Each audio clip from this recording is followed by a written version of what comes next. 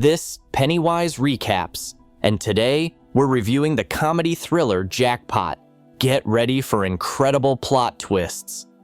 Los Angeles, 2030. Sean is the lucky owner of a winning lottery ticket. He tries to hide from the crazy crowd that is hunting him. Sean jumps over an obstacle and ends up in the next street, but they were waiting for him there too. Only his fighting skills help him survive and escape. Sean breaks into someone else's house, but he is out of luck because the woman recognizes him, and because of this, she kills him and takes all the winnings. "We're going to be rich," she says. After a while, a TV crew led by Johnny arrives and hands over the long-awaited coupon. There are 18 hours left until the next drawing. Katie is riding the bus and sees an advertisement for a security agency that guarantees life safety. She has just recently arrived in the country and knows nothing about the lottery day, so she doesn't understand why people on the streets are acting so strangely. Meanwhile, Noel is sitting in his garage creating weapons, as he has his own agency where he offers protection to winners for a substantial sum of money. As for Katie, she is quite poor and has to live with Shady. Their conversation is interrupted by a guy named DJ who brings them the news that today's lottery win will break all records and will amount to as much as $3 billion. The next day, Noel wakes up to a sewer backup, but that doesn't stop him from going to his job interview. In an attempt to get a prepared speech, Katie picks up a lottery card and registers as a new player. As soon as she leaves the office, a message is sent to everyone about the new winner. It turns out to be Katie. The other girls immediately try to kill her. Since Katie doesn't know anything about the drawing, she tries to calm the other girls down, but when they can't agree, she decides to hide in the martial arts section, where she is immediately recognized. The teacher orders them not to touch her, because he will get her, and anyone who opposes him will be seriously injured. When the man manages to grab Katie, Noel bursts into the building. He goes into combat mode and rescues the girl, followed by an offer of 10% of the winnings. While she is thinking, he offers 5 free security services, and all subsequent services will be 10% each. Katie signs off on it, and now they have a business relationship. To keep Katie safe, Noel ties her to him while fighting off anyone who tries to approach them.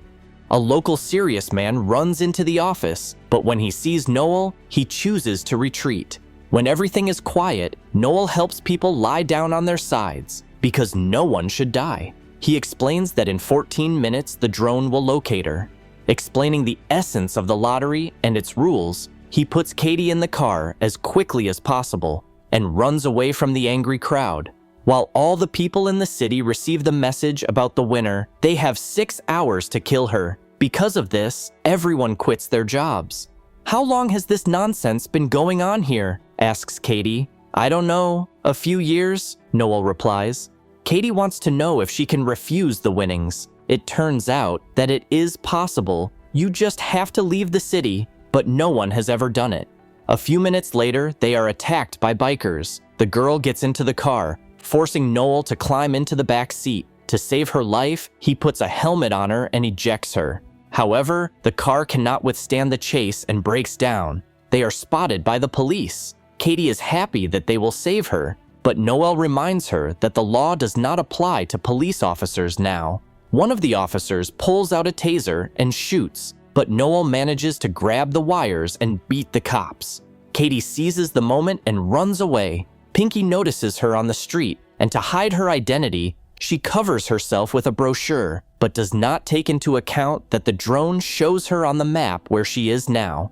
The museum guard asks her not to be afraid of him. He promises to drive away the pursuers, and she can hide in the building. Katie tries to figure out where the nearest exit from the city is, but is interrupted by a call. Shady wants to reassure her that she is going to help and says that she is actually home right now, but Pinky exposes her lie. Shady takes out the guard and enters the museum.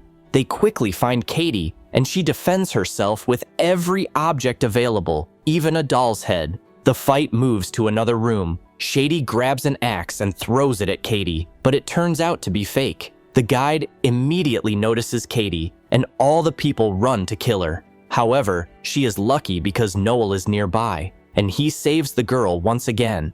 Even now, Katie still doesn't trust him, because if he helps her get out of the city, he won't get anything.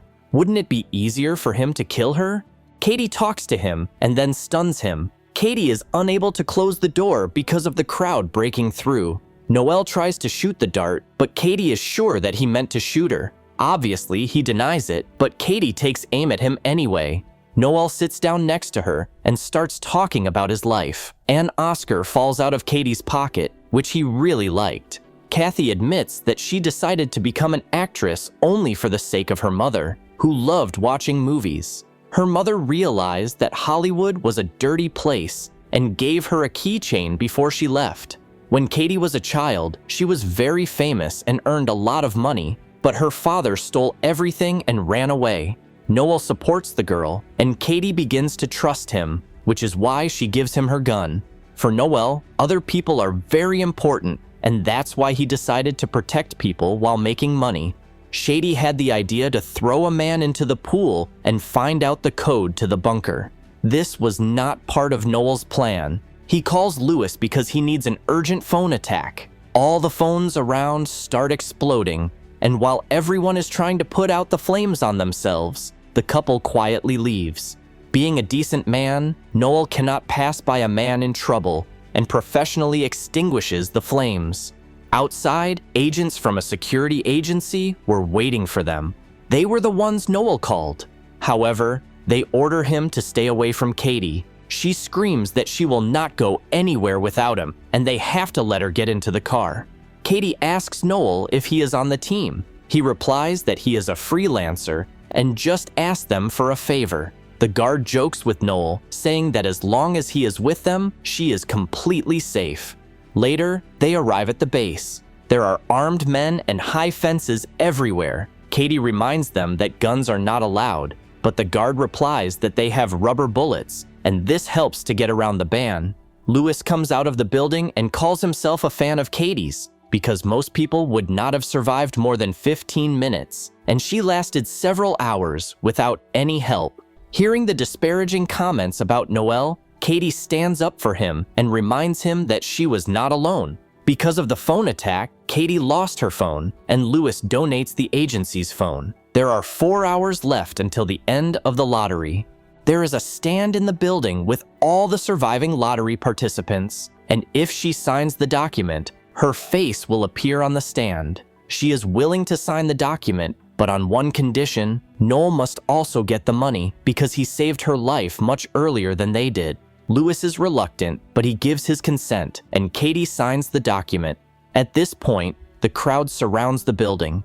In case of emergency, underground passages have been built under the base, through which Katie will get to the bunker, but before that, she needs to undergo a medical examination.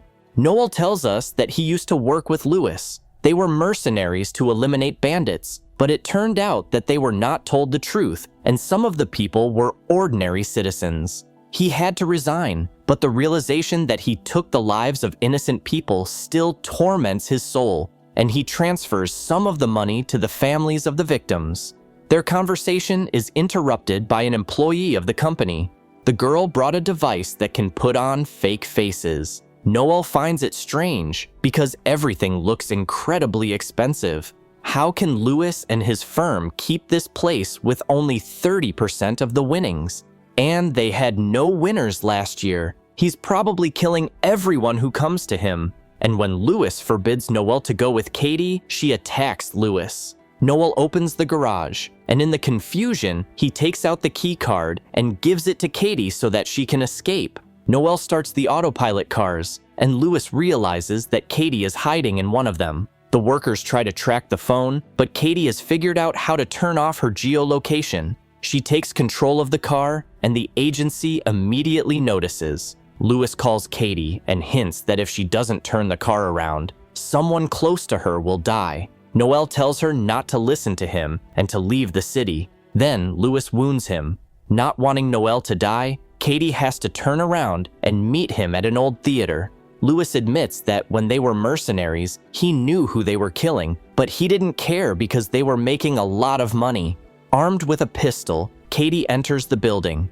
She threatens to end her life if he doesn't let Noel go. Lewis doesn't believe she's willing to do that for Noel. He says that there is nothing stopping him from erasing her fingerprints and making it look like a murder. For this case, Katie is broadcasting online. When she gets too close, she rams Lewis. The phone falls to the floor, and now everyone knows where she is. As Katie defends herself against the people and Lewis, she rips out the mount and starts spinning around like a ninja turtle. Grabbing Lewis, he asks Katie to run away, but Shady blocks the way. However, she loses consciousness from one blow. Noel shouts that there are only a few minutes left, and Katie climbs on a rocket so that no one will follow her. He knocks down the mount, but there were too many enemies. The agents break Noel's arms, allowing Lewis to continue the chase. Katie manages to pull out the grenade's pin, sending Lewis to the other side. At that moment, the game ends, and she becomes the final winner. In gratitude for her help, Katie promises to give 50% to Noel. The movie ends with a scene where Katie and Noel buy Lewis's firm, but they don't charge for protection, and they also open many charitable organizations. Thank you for being with us. Subscribe to the channel, like us, and be sure to click on the bell to stay up to date with our new videos.